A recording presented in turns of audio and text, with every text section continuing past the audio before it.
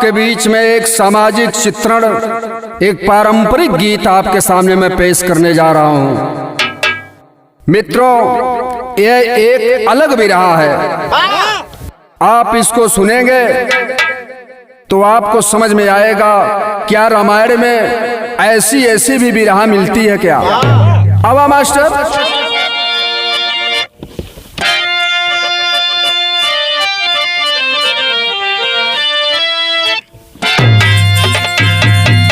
चार लाइन में कवि का कहना है, अलकापुरी एक यौनि पर अंकित, अहर्ष में अमृत लुटाए अयोध्या, अलंकारु मनु ने सजाया भरण से, आरंभ चला दिखाए अयोध्या, आलोक अरुणित अरुण बिंबयागत, अमरावती से ले आए अयोध्या, अलग राज करते थे इक्ष्वाकु के वंशजी, रघुवंश दशरथ कहाए अयोध्या।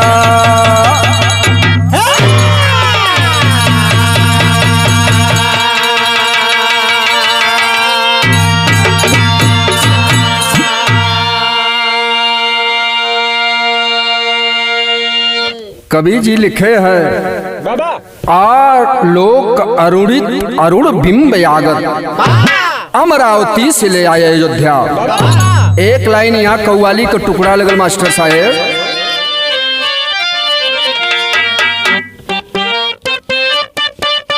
है दिया लाल, मेरा महबूब, अरे मेरा महबूब, मेरा महबूब, मेरा महबूब मेरे साथ बड़ा चाल किया,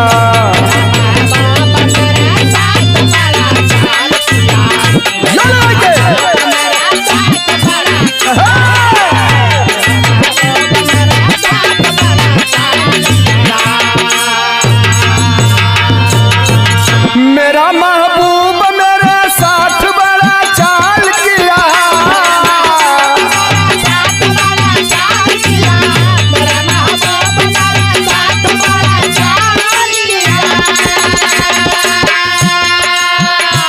और मेरा महबूब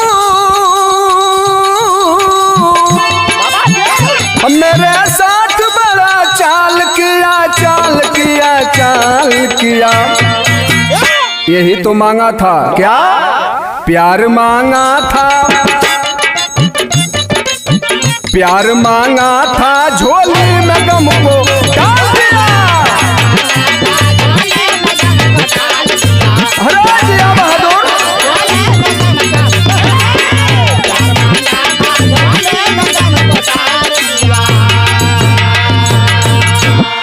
बड़ी खूबसूरत लाइन हमारे बिरहा में लिखल गई मास्टर।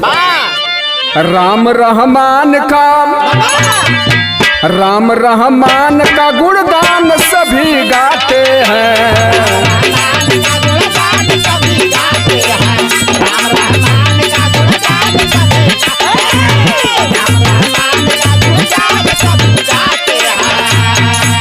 राम रहमान का गुणगान सभी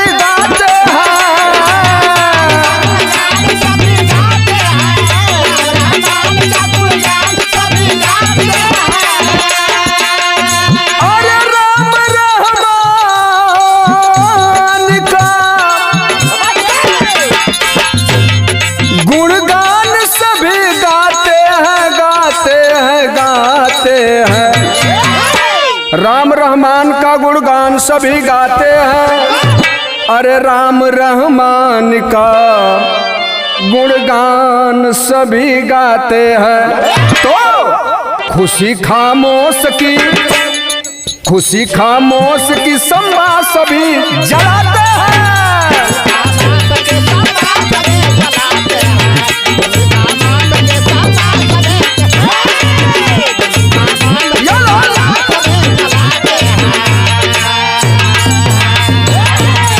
हमरे बिरहा में शायर लगल मास्टर, कहानी का शुरुआत भइल कैसे?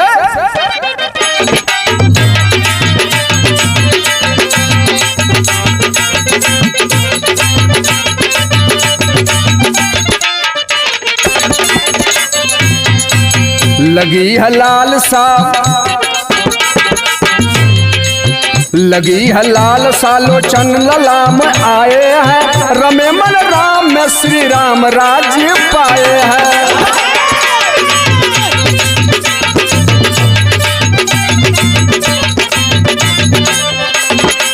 राम 14 बरस वनवास में बिता करके, राम 14 बरस वनवास में बिता करके, संभाले सत्तासुर सहयोगियों को पा करके।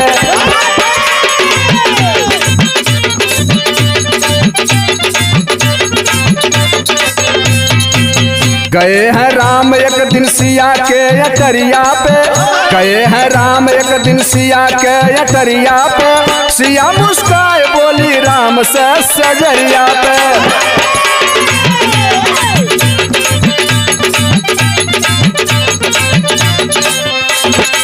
लोग दुनिया के दाता आपको बताते हैं, लोग दुनिया के दाता आपको बताते हैं, करत बड़ाई आपकी नहीं अगाते हैं।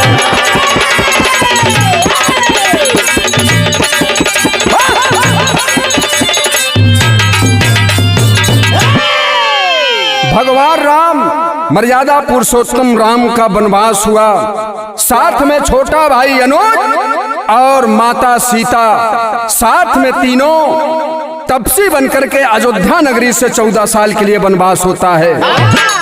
जब बने के चलने हुआ अयोध्या नगरी में शोक का लहर दौड़ गई। हमरे बिरहा में टेरी में लिखल गई मास्टर,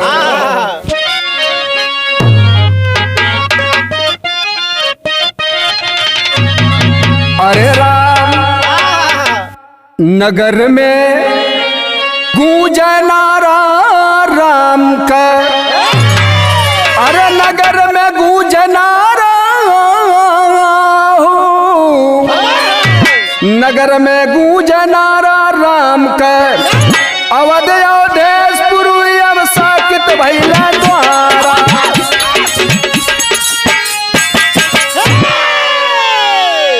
आज बाबू अयोध्या में राम नाम का नारा लगत बा, लेकिन शोक का लहर दौड़ल बा। हमरे बिरहा में मास्टर एक लाइन गीत लगल,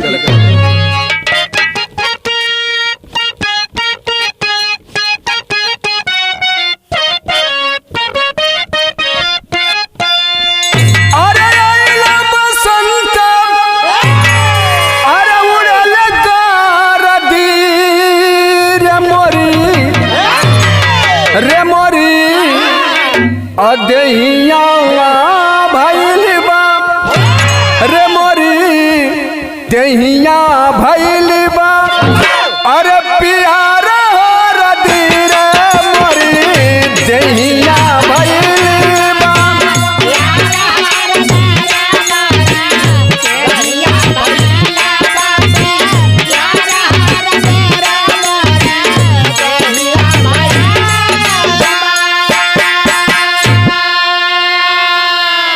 भगवान राम का 14 साल वनवास हुआ। वनवास से जब वापिस आते हैं अयोध्या नगरी, कैसन सजावल ये कभी छायावादी ढंग से लिखत हो। कैसे लाल?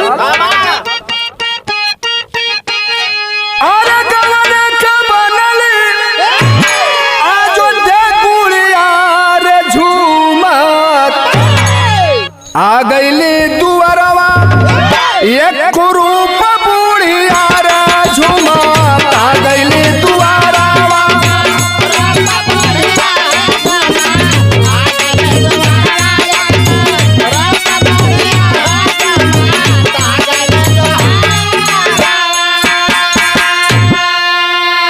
भगवान राम का राज्याभिषेक होने वाला है। भगवान ने आदेश दे दिया कि जिसे भी आना है 10 बजे आ जाएगा। चारों फाटक पे 8 गो पहरेदार लगा दिए गए ने, एक फाटक पे 2 पहरेदार। आदेश टुग्गी फिरवा दिया गया अयोध्या नगरी में लेकिन एक बूढ़ी माँ आंख की अंधी, फटी सी धोती पहरे हुए, बाल बिखरे हैं, वो 10:30 बजे गेट पर पहुंचती है। तो गेटमैन कहता क्या है?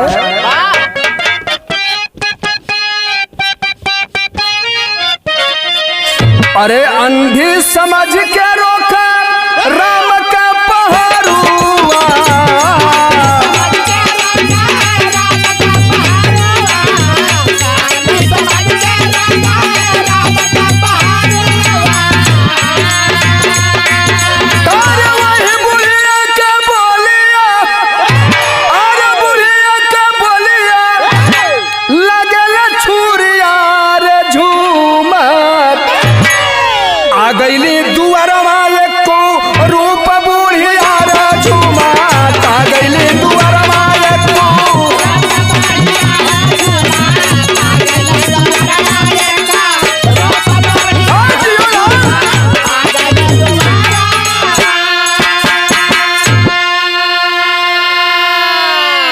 जब वहीं 10:30 बजा है, एक बूढ़ी माँ आंख की अंधी, फटी सी धोती, बाल बिखरे हुए गेट पर पहुंचती है। पहरेदार रोक देते हैं। अरे बूढ़ी माँ, 10 बजे तक आदेश था, अब 10 बजे के बाद प्रवेश वर्जित है, भगवान राम का आदेश है। बुढ़िया मतारी कल बेटा आंख से अंधी है, आवे में टाइम लग गई, तनी हम राज्याभिषेक देखल चाहते। पहरेदार कहलन ना खक्को ना कजरौठा न उठे, कथुआ से देखबू। कालिन की बेटा जितना तुम्हें देखला में मजा आई उतना हमके सुनला में। आज पहरेदार काथुआ की बूढ़ी माँ खबरदार खबरदार, हम लोगन के यह रोजी रोटी है, अगर तू अंदर चल जाइबू तो हम लोगन को नौकरी खत्म हो जाई, बर्खास्त हो जाम नौकरी से। बुढ़िया माई कहले तो हमार परिचय जानला, हमके यही परिचय बताओ थे। गीत लगल मास्टर।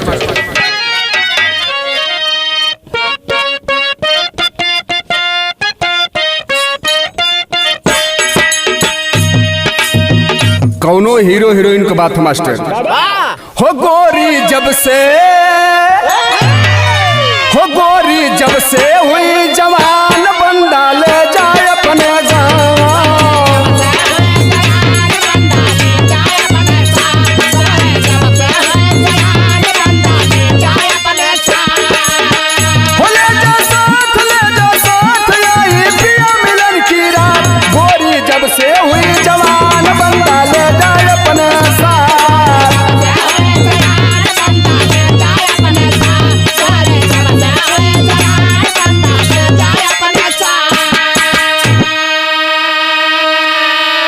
बड़ी सुंदर लाइन हमारे बिरहा में लिखल गई। कैसे?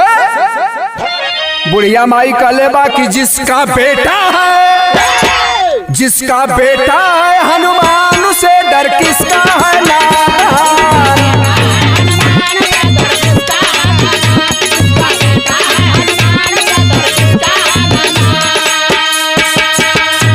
अरे जाने दो वर, जाने दो वर, जाने दो श्रीमान, जिसका बेटा है हनुमान, से डर किसका है नादान।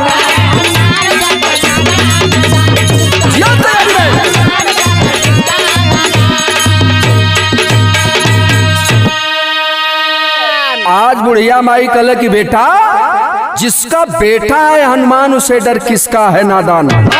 हमारे बेटवा का नाम सुनला, हनुमान का मतारी अंजनी है, हमार बेटवा अंदरवा बा, कहीं सूचना पा जाई हमारे माई के दूगो पहरेदार ना देत हो तो तुहार स्वागत नहीं करिए बेटा। हमार बेटा जन्मत सूर्य देव के निकल गल रहल, हम ओकर मतारी है, अंजनी हमार ना हो। पहरेदार कलने भाई के अंदर जाए दा, नहीं तो सही बात है, हनुमान वह जो लंका फूक के आल वह हनुमान का मतारी है अंजनी। तो अंदर आई अंजनी अंधी बजरंगी कमाई,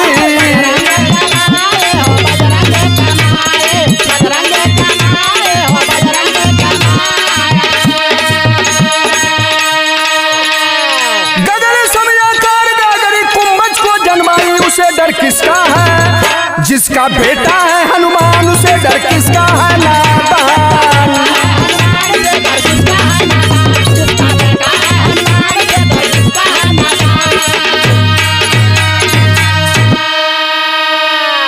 पहरेदार कलन की भैया जायदा ये हनुमान कमाई अंजनी है। और जब वो अंदर चल गई तो दूसर की बुढ़िया 11 बजे गेट पे पहुंचे थियो। गगरी समय आकार गागरी कुंभज को जन्माई। कुंभज ऋषि क मतारी गागरी पहुंचली 11 बजे। पहरेदार कलन के रे बाप आज ही बुढ़ियन का लाइन लगल का पहुंचलन तो पहरेदार बुढ़िया के रुकलन की माई 11 बज गल टाइम खिलाफ बा। तब बुढ़िया कहले कि बेटा हम कुंभज ऋषि के मतारी गागरी हिला हम जायदा नहीं तो हमार बेटा सुनी तो आई तो दोनों जने के अक्का साथे पी जाई। पहरेदार कल ने भाई नौकरी बचल रही है जिंदगी बचल रही तो बड़ी नौकरी मिली जा आज चल दिए। और जब बूढ़ी मतारी अंदर गई तो वहाँ 3 गो मतारी भैली। भगवान राम को मतारी कौशल्या पहले में से हाजिर बाटी। दूसरे नंबर पे हनुमान का मतारी अंजनी और तीसरे नंबर पे कुंभज ऋषि का मतारी गागरी। तीनों मतारी जब इकट्ठा भैली तो हम बताइला कि जहाँ 3 गो मेहरारू इकट्ठा हो जाली तो 3 गो बतियो होले। या तो अपने अपने मर्दन का बड़ाई कर और नहीं तो अपने अपने बेटवन का बड़ाई कर और नहीं तो अपने अपने दमादन का बड़ाई कर। यहाँ बेटवन का बड़ाई हो लगल कैसे मास्टर गीत भोजपुरी का लगल बा।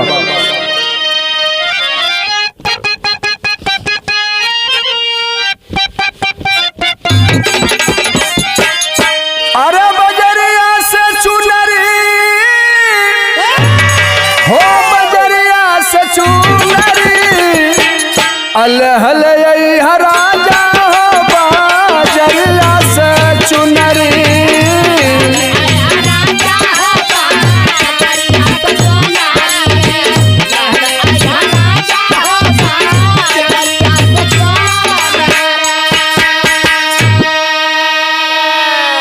यहाँ जब तीनों मतारी इकट्ठा हो गई तो भगवान राम को मतारी कौशल्या सवाल कर दली।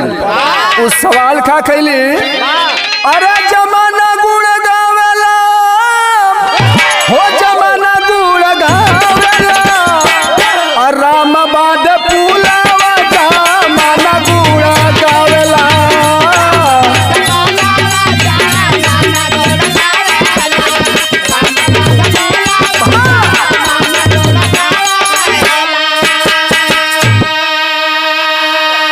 काली सुनला हमार बेटवा भगवान राम इतना बलशाली हम जा कि जब लंका का राजा रावण सीता के चोरा के ले गलो समय जब चढ़ाई कैलन तो सागर में पुल बांध दल। हमार बेटवा बहुत बलशाली बा। ए भैया तबले बगलिया में अंजनी बैठल ही वो काली सुन हमार बात सुन ले का काली। अरे सुन के बचन अंजनी अरे सुन के बचन अंजनी गैली गुसियाई रामा।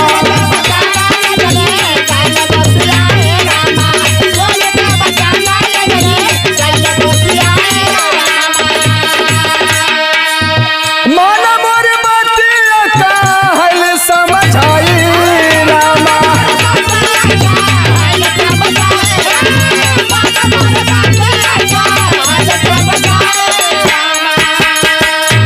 अरे कौशल्या के बतिया अंजनी माई के सतावेला राम बादे पुलवा जमाना गुण गावेला। तोहार बेटवा सागर में पुल बांधल तो बहुत बड़ा हो गए। भगवान राम बहुत बड़ा हो गई। आई तुहा पता कि सागर में पुल कैसे बधायल लेकिन पुल बांध दल तोहार बेटवा बली हो गल। हमार बेटवा कुछ ना कैले तनी हमारो बेटवा का सुनला भोजपुरी के गीत तगल हे मास्टर आवा।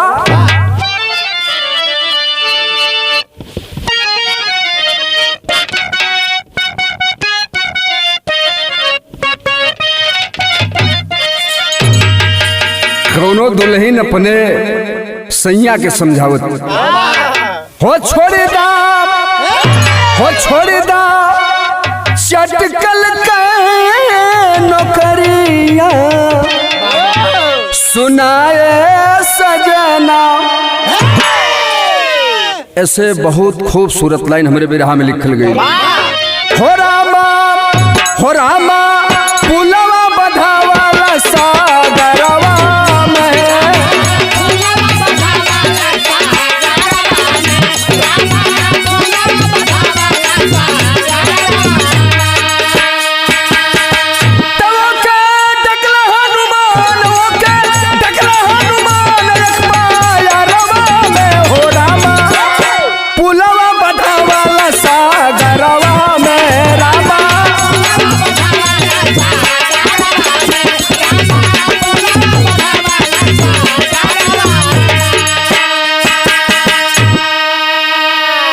तोहार बेटवा पुल बांध दल बली हो गल, हमार बेटवा ये पार से वह पार अकेला चली गल, बतावा के बली है।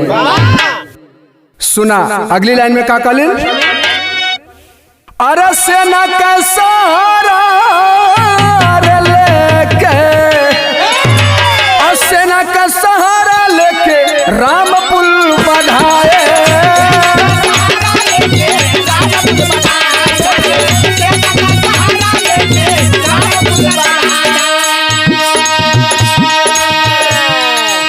लेकिन हनुमान कोई सहारा ना मिलाए।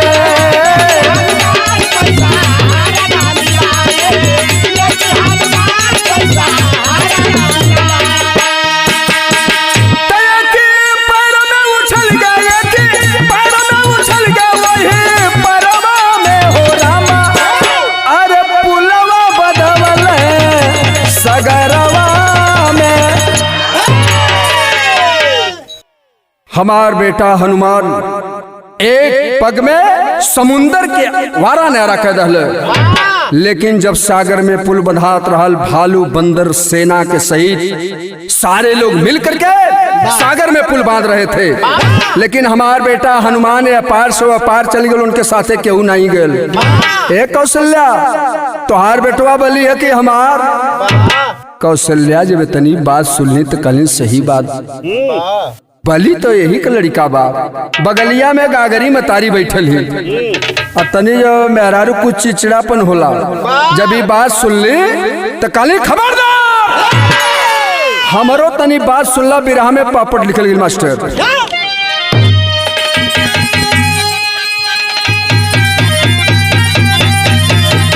अरे बार से बढ़ के साले लमेहनवा बेटा वाली है, लाल बरदा गरी का भया नया नवा बेटा वाली है।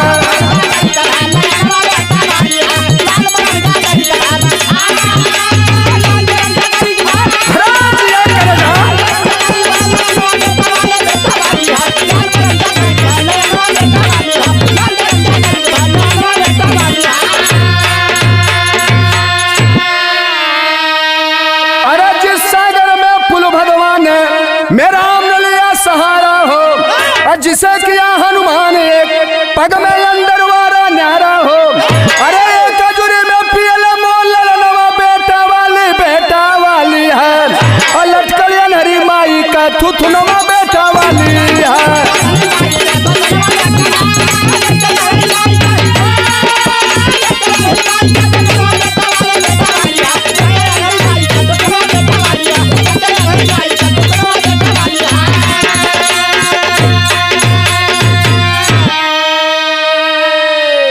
काली है अंजनी, कान खोल के सुनला, जौने में पुल बांधे में इतना समय लगल, और तोहार बेटवा हनुमान एक पग में हर से वहर गईलन।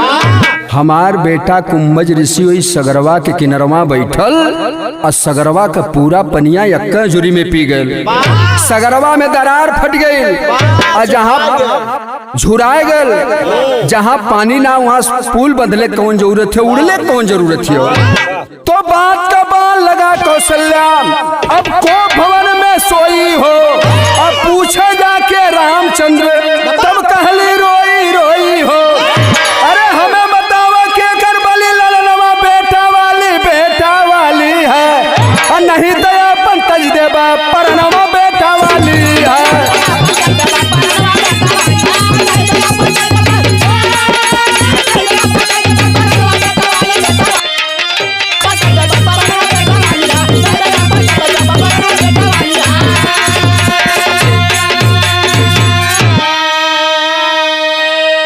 भगवान राम का राज्याभिषेक चल रहा है मित्रों।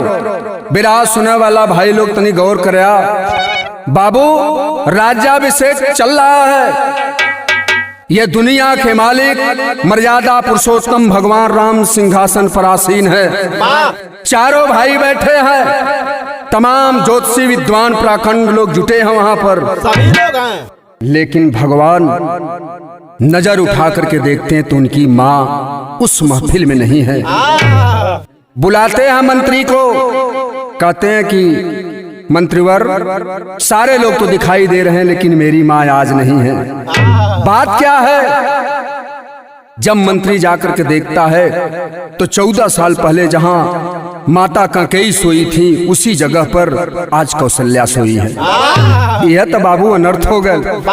जैसे ही जाए के भगवान राम के समझ जाकर के वो मंत्री बात को कहा है, भगवान राम आकर के माँ के पैरों पर गिर जाते हैं। कहते हैं कि माँ आज मेरा राज्याभिषेक है, खुशी का माहौल है अयोध्या में। आप यहाँ क्या कोप भवन में क्यों लेटी हैं बताओ। एक बार माता कैकेयी के कहने पर 14 साल बन को गया था। अगर आपका आदेश हुआ, ये भगवान जिसको आप मानती है तुम्हारा लड़का राम 28 साल के लिए जंगल जाने के लिए तैयार है। माई उठ के भर अखबार पकड़ ली। बताओ लगली कि बेटा बात फंस गई हो, हम चलब। ये बतावा के बलि बातू हुआ कि हनुमान बलि हुआ कि कुंभज ऋषि बलि हुआ। बिरहा में आला लिखल गई मास्टर।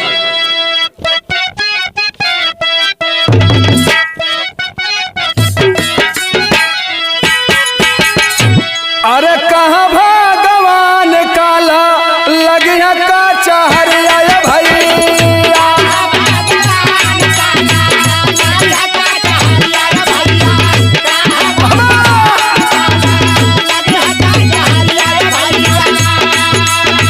होई फैसलवा पूरा पंचन के मझारा।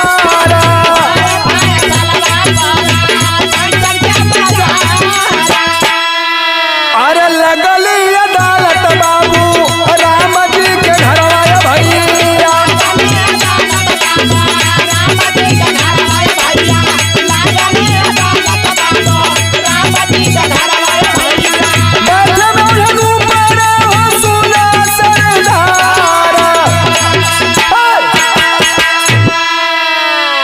आज बाबू राज्याभिषेक जब हो गया, महफिल जाने लगती, अपने अपने घर की तैयारी करते हैं। लेकिन भगवान राम उठ करके खड़े हो जाते हैं। कलन की भैया जितना लोगों आयल हुआ जा बहने यही समय पे 10 बजे आ जइहा। हमरे बीच में कुंभज ऋषि के बीच में हनुमान के बीच में कुछ बात फंस गई हो। सारे लोग दूसरे दिन 10 बजे फिर आते हैं। और सब लोग जब आ गए तो हुआ क्या मास्टर? कहना है अरे दानो देव दानु जयरू झूठ रहल मानो भैया।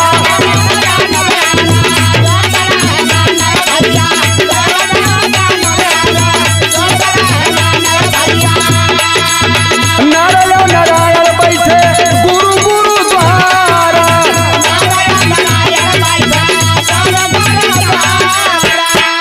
अरे रघुबर के साथ बैठी माता कौशल्या भैया।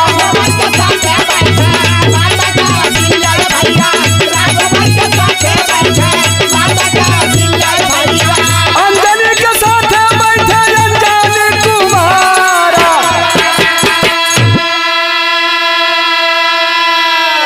उस महफिल में भगवान राम अपने माँ कौशल्या के लगे बैठ गए जा, हनुमान के लगे अंजनी बैठ गए जा। इधर गगरी देखले वालो जैसन गगरी होले वैसे गागरी रहले।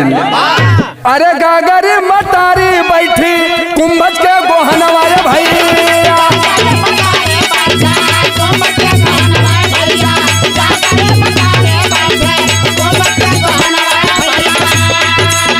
दावा देख राम जी की यहाँ उस बारा।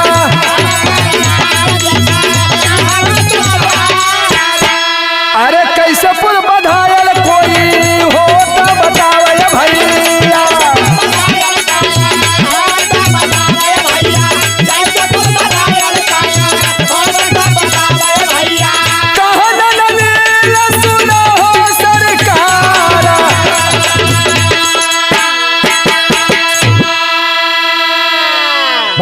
खड़े हो जाते हैं, कहते हैं कि सारे लोग बैठे हैं, सागर में पुल कैसे बंधा, कोई वीर कोई योद्धा हो तो बताने का कष्ट करे। बाबू उसी महफिल में दो गो भाई रहलन, नल और नील, दोनों भाई जा खड़ा हो गईलन। खड़ा होकर कहलन सरकार हमें कुछ मालूम है, बताई। बतावे लगलन, बिरहा में आखिरी लाइन लगल मास्टर,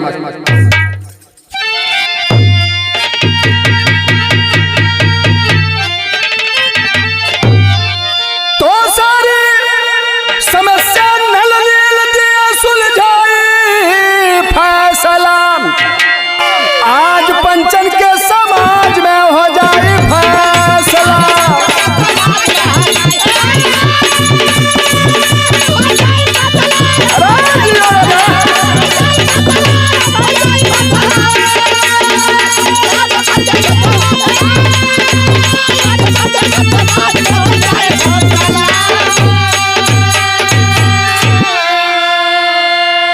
हम दोनों दो ही पत्थर लेते, एक पर माल लिख कर पानी में पौराते, पत्थर जुट जाते थे से तुम्हारा बन जाए फैसला।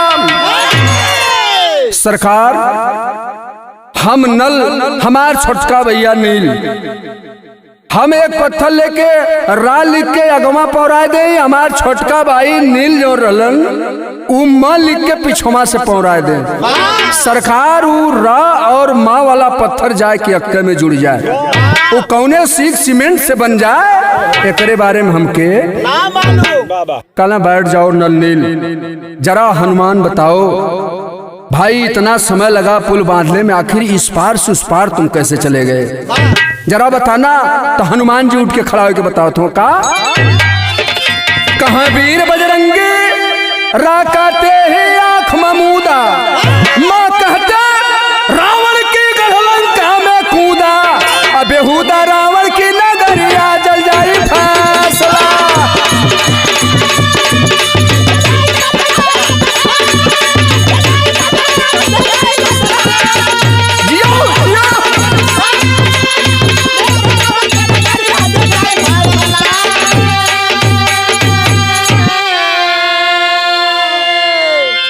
हनुमान जी कहलन, ए सरकार जब हम समुन्द्र के किनारे जाके खड़ा भइले, समुद्र का तरंग और उफान देख के रोमा गनगन गनगन कांपे लगल कि अरे बाप रे बाप, ये पार से वो पार जाइब कैसे।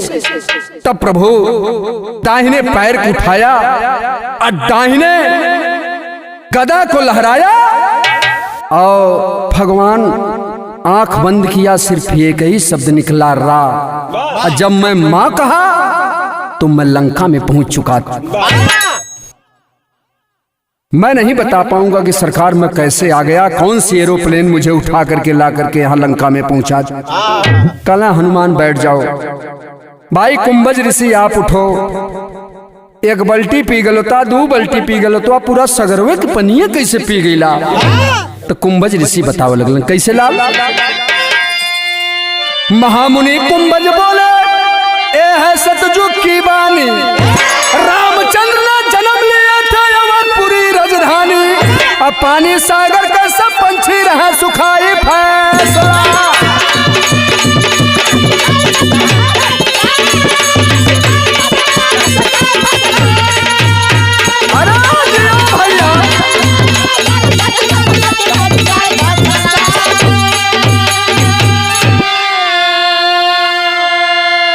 सरकारी त्रेता युग का बात ना हो, इस सतयुग का बात है, एक युग पहले का। मैं सतयुग में सागर के किनारे टहलने निकला, देखा हजारों जात की पंछियां एक साथ बैठ करके समुद्र का पानी पी रही हैं। तो मैंने सवाल कर दिया उस पंछियों से कि आखिर क्यों सागर के किनारे इतने लोगों बैठी हो। तब बताने लगी पंछियां कि बाबा हम लोग जितना यहाँ अंडा बच्चा अपन छोड़ के जाइला, सगरवा में 12 बजे तूफान आवेला और पूरा गिर रहा है, कोई में कह देला, हम लोग का समुन्द्र में जितना जानवर हमें कुल हमने के बच्चन के खा जालन। तो हम लोग प्रण कदा लेला कि जबले समुन्द्र के सुखा लियल ना जाई और तबले हम लोग यहाँ से तो सरकार जब पंछिन के इतना एकता देख के हमारे दिल में एक भाव जगल का दया लगी कुंभज के दिल में रा शब्द का किए उच्चारण अजुरी में उठ गया समुंदर खग कुल का कष्ट किया निवारण अम्मा कहते ही मुंह में सागर गया समाई फैसला